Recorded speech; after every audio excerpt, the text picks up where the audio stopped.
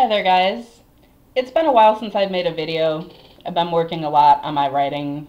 I have a novella I'm trying to finish up right now. I finished one, I have one more to finish up. That's my goal. But anyway, today I wanted to talk about a movie that's coming out, I believe, a couple days from the time I'm recording this. The movie Suffragettes. And it focuses, of course, on the suffragette movement of the early 20th century in Britain.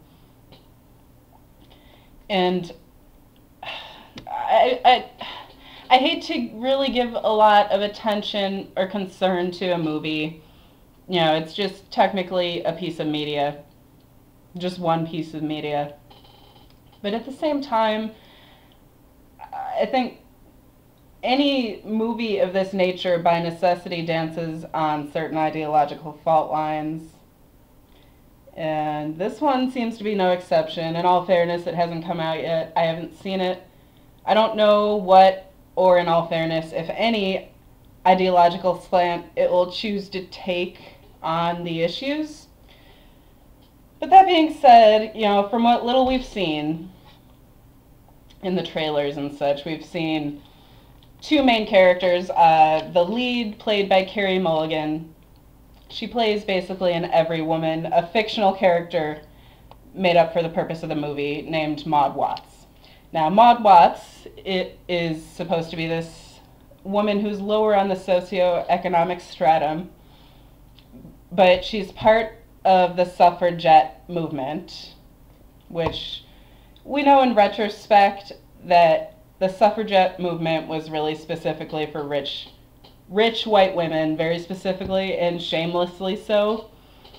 In fact, but that doesn't say that there weren't women like Maud Watts who were in the wrong movement and technically should have been in the suffragist movement, not distinct from suffragette, because while the suffragists were simply trying to establish voting rights for all adult citizens, and you could end that there. The suffragettes, on the other hand, the only similarity is that they wanted voting rights. That's where their similarity to suffragists kind of ends, because really they were straight up anarchists. They were known for blowing things up in various stunts of that nature.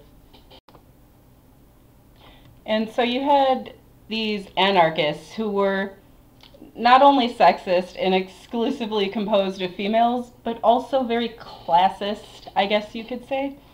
Very exclusionary and elitist. And really just, it's all around creepy. These women are creepy enough. And then we're supposed to, as women, always more or less accept their blood and flesh as our personal saviors and martyrs. And I'm not personally buying it, but anyway. So you have Maud Watts. The other character that seems prevalent in this film is Emmeline Pankhurst, played by Meryl Streep. And Emmeline Pankhurst, in contrast to Maud Watts, was unfortunately a very real and infamous character. Very real. She was instrumental in the White Feather campaign, which I'll leave a link for that. Just terrible things. Like I said, elitist and exclusionary. And so that's the other character that this film really tends to revolve around. And Emmeline Pankhurst was, like I said, in contrast to Maud Watts, she was not only real, but she was in the upper echelons of this movement, and in fact was one of its founders. So she was a rich wife, basically, white woman in the upper ranks of society, and just got her and her fellow, elitist women to start this whole campaign of to take it away from being an issue of all adult citizens get to vote and make it into this really weirdly sexist partisan gendered issue. And so that's Emmeline Pankhurst, and yeah, she seems to be at least a little bit exalted in this movie. From what I've seen in the trailer, they did show some of the violence, so they may not shy away from all of the violence, but like I said, I have yet to, I don't know exactly where they're going to take any of the ideological aspect of it, but, you know, it would appear that it's supposed to be the ends justify the means kind of situation with that. So, I don't know. I guess we'll see if I can stomach the movie. And while I want to go into a couple other tangents on that, I won't, at least for now, but I'm going to say at least this much.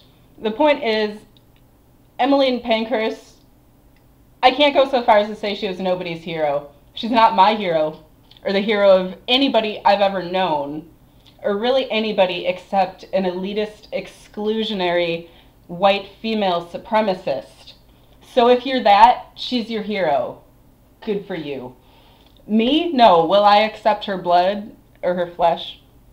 Fuck no. They're not my personal saviors or martyrs.